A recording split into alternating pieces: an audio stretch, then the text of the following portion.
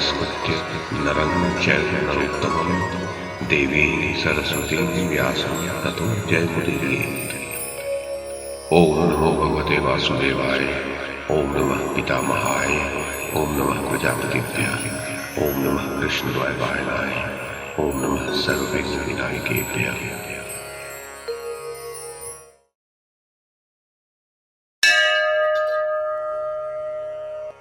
वैशंपायन जी कहते हैं, जनमेजय, दुर्योधन के आमरण अनशन के निश्चय को जानकर पातालवासी भयंकर दैत्यों और दानवों ने, जो पूर्व काल में देवताओं से पराजित हो चुके थे, मन ही मन विचार किया कि इस प्रकार दुर्योधन का प्राणांत होने से तो हमारा पक्ष ही नष्ट हो जाएगा।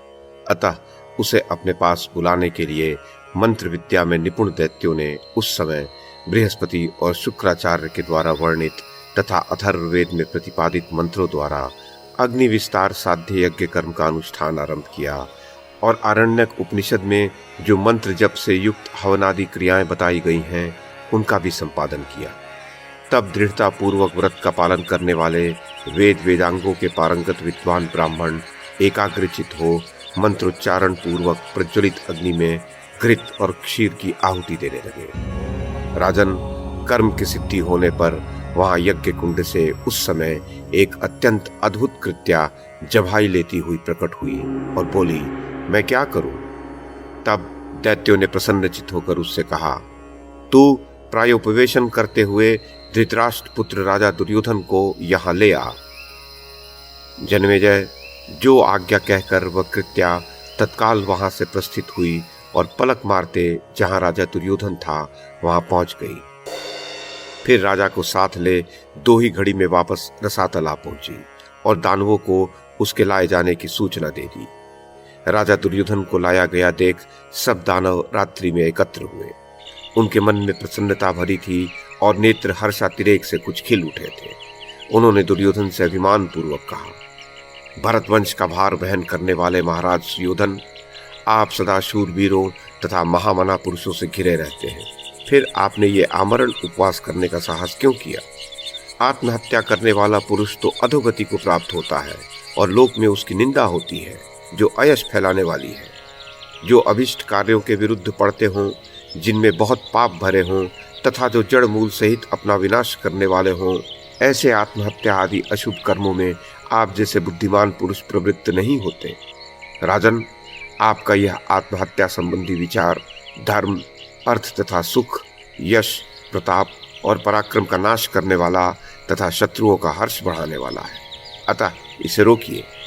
प्रभो, एक रहस्य की बात सुनिए। नरेश्वर, आपका स्वरूप दिव्य है तथा आपके शरीर का निर्माण भी अद्भुत प्रकार से हुआ है। वो रहस्य हम लोगों से जानकर धैर्य धारण कीजिए।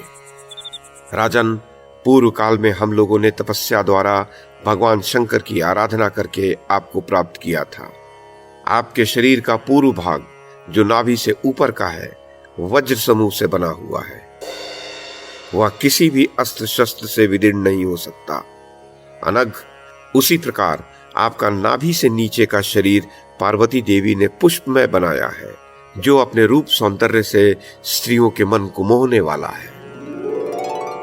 नरश्रेष्ठ, इस प्रकार आपका शरीर देवी पार्वती के साथ साक्षात भगवान महेश्वर ने संगठित किया है। अतः राजसिंह, आप मनुष्य नहीं, दिव्य पुरुष हैं। भगदत्त आदि महापराक्रमी क्षत्रिय दिव्यास्त्रों के ज्ञाता तथा शौर्य संपन्न हैं। वे आपके शत्रुओं का संहार करेंगे। अतः आपको शोक करने की आवश्यकता नहीं है। आपको कोई भय नहीं है। आपकी सहायता के लिए बहुत से वीर दानव भूतल पर प्रकट हो चुके हैं। दूसरे भी अनेक असुर भीष्म, द्रोणाचार्य और कृपाचार्य आदि के शरीर में प्रवेश करेंगे, जिनसे आविष्ट होकर वे लोग दया को त्याग कर आपके शत्रुओं के साथ युद्ध करेंगे। कुरुश्रेष्ठ, दानवों का आवेश होने पर भीष्म और द्रोण आदि की अंतरात्मा पर भी उन दानवों का ही अधिकार हो जाएगा। उस दशा में युद्ध में स्नेह रहित हो प्रहार करते हुए वे लोग पुत्रों, भाइयों, पितृजनों, बांधवों, शिष्यों, कुटुंबीजनों, बालकों तथा वृद्धों को भी नहीं छोड़ेंगे। वे पुरुष सिंह भीष्म आदि वीर दानवों के आवेश के कारण विवश होकर अज्ञान से मोहित हो जाएंगे। उनके मन में मलिनता आ जाएगी और वे स्नेह को दूर छोड़कर प्रसन्नतापूर्वक अस्त्र शस्त्रों द्वारा प्रहार करेंगे। इसमें विधि निर्मित होनहार ही कारण है।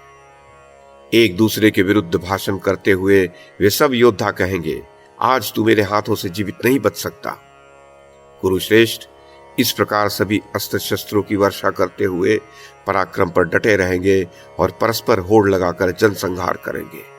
वे देव प्रेरित महाबली पांचों पांडव भी इन भीष्म आदि का सामना करते हुए इनका वध कर देंगे। राजन, दैत्यों तथा राक्षसों के समुदाय क्षत्रिय योनि में उत्पन्न हुए हैं, जो आपके शत्रुओं के साथ पराक्रम पूर्वक युद्ध करेंगे। वे महाबली वीर दैत्य आपके शत्रुओं पर गदा, मुसल, शूल तथा अन्य छोटे छोटे अस्त्र शस्त्रों द्वारा प्रहार करेंगे। वीर, आपके भीतर जो अर्जुन का भय समाया हुआ है वह भी निकाल देना चाहिए, क्योंकि हम लोगों ने अर्जुन के वध का उपाय भी कर लिया है। श्री कृष्ण के हाथों जो नरकासुर मारा गया है, उसकी आत्मा कर्ण के शरीर में घुस गई है। वीरवर, वह नरकासुर उस वैर को स्मरण करके श्री कृष्ण और अर्जुन से युद्ध करेगा। महारथी कर्ण योद्धाओं में श्रेष्ठ और अपने पराक्रम पर गर्व रखने वाला है। वह रणभूमि में अर्जुन तथा आपके अन्य सब शत्रुओं पर अवश्य विजयी होगा। इस बात को समझकर वज्रधारी इंद्र अर्जुन की रक्षा के लिए छल करके कर्ण के कुंडल और कवच का अपहरण कर लेंगे।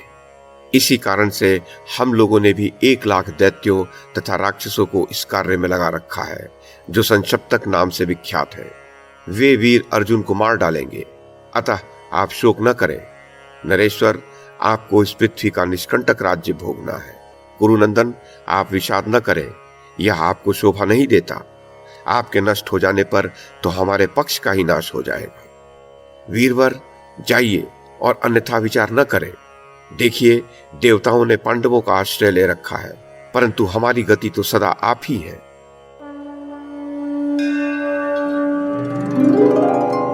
वैशंपायन जी कहते हैं, राजन, दुर्धर्ष वीर दुर्योधन से ऐसा कहकर दैत्यों तथा दानेश्वरों ने उसे पुत्र की भांति हृदय से लगाया और आश्वासन देकर उसकी बुद्धि को स्थिर किया।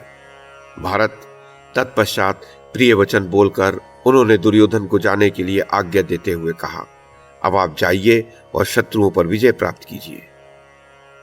दैत्यों के विदा करने पर उसी कृत्या ने महाबाहु दुर्योधन को पुनः उसी स्थान पर पहुंचा दिया जहां वह पहले आमरण उपवास के लिए बैठा था। वीर राजा दुर्योधन को वहां रखकर कृत्या ने उसके प्रति सम्मान प्रदर्शित किया और उससे आज्ञा लेकर जैसे आई थी वैसे ही अदृश्य हो गई। भारत, कृत्या के चले जाने पर राजा दुर्योधन ने इन सारी बातों को स्वप्न समझा। जन्मेजय, दैत्यों के कहे हुए वचनों पर विचार करके दुर्बुद्धि दुर्योधन के मन में यह संकल्प उदित हुआ कि मैं युद्ध में पांडवों को जीत लूंगा। दुर्योधन ने यह मान लिया कि संक्षप्तक गण तथा कर्ण ये शत्रुघाती अर्जुन के वध में लगे हुए हैं और इसके लिए वे समर्थ हैं। जन्मेजय, इस प्रकार उस खोटी बुद्धि वाले धृतराष्ट्र पुत्र के मन में पांडवों पर विजय पाने की दृढ़ आशा हो गई। इधर कर्ण भी नरकासुर की आत्मा से आविष्ट चित्त होने के कारण अर्जुन का वध करने के लिए क्रूरतापूर्ण संकल्प करने लगा। इसी प्रकार राक्षसों से आविष्ट चित्त होकर वे संक्षप्तक वीर भी रजोगुण और तमोगुण से आक्रांत हो अर्जुन को मार डालने की इच्छा रखने लगे। राजन, भीष्म, द्रोण और कृपाचार्य आदि के मन पर भी दानवों ने अधिकार कर लिया था, अतः पांडवों के प्रति उनका भी वैसा स्नेह नहीं रह गया। दानवों ने रात्रि में कृत्या द्वारा अपने यहाँ बुलाकर जो बातें कही थी उन्हें राजा दुर्योधन ने किसी पर भी प्रकट नहीं किया, अपने तक ही गुप्त रखा। उस रात्रि के बीत जाने पर सूर्यपुत्र कर्ण ने आकर राजा दुर्योधन से हाथ जोड़कर मुस्कुराते हुए कहा, कुरुनंदन, मरा हुआ मनुष्य कभी शत्रुओं पर विजय नहीं पाता। जो जीवित रहता है वह कभी सुख के दिन भी देखता है। मरे हुए को कहां सुख और कहां विजय। ये समय शोक मनाने, भयभीत होने अथवा मरने का नहीं है। जन्मेजय, ये कहकर महाबाहु कर्ण ने दोनों भुजाओं से खींचकर दुर्योधन को हृदय से लगा लिया और कहा, शत्रुघाती नरेश, उठो, क्यों सो रहे हो? किस हेतु शोक करते हो? अपने पराक्रम से शत्रुओं को संतप्त करके अब मृत्यु की इच्छा क्यों करते हो? अथवा यदि तुम्हें अर्जुन का पराक्रम देखकर भय हो गया हो तो मैं तुमसे सच्ची प्रतिज्ञा करके कहता हूं कि मैं युद्ध में अर्जुन को अवश्य मार डालूंगा। राजन, मैं धनुष छूकर सच्चाई के साथ ये शपथ लेता हूं कि 13वां वर्ष व्यतीत होते ही पांडवों को मैं तुम्हारे वश में ला दूंगा। जन्मेजय कर्ण के ऐसा कहने पर और दुशासन आदि भाइयों के प्रणाम पूर्वक अनुनय विनय करने पर दैत्यों के वचनों का स्मरण करके दुर्योधन अपने आसन से उठ खड़ा हुआ। दैत्यों के पूर्वोक्त कथन का स्मरण करके नरश्रेष्ठ दुर्योधन ने पांडवों से युद्ध करने का विचार पक्का कर लिया और फिर हस्तिनापुर जाने के लिए रथ, गज, अश्व और पैदल सैनिकों से युक्त अपनी चतुरंगिनी सेना को तैयार होने की आज्ञा दी। राजन, कुछ ही पलों में वह विशाल वाहिनी गंगा के प्रवाह के समान चलने लगी और थोड़े ही समय में उन सब ने अपनी राजधानी हस्तिनापुर में प्रवेश किया।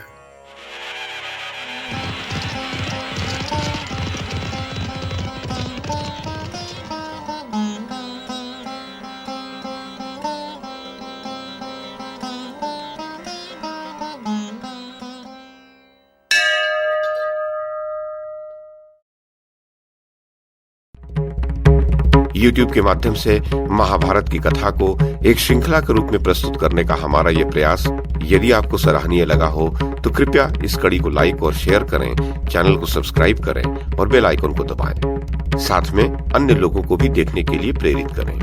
धन्यवाद और नमस्कार।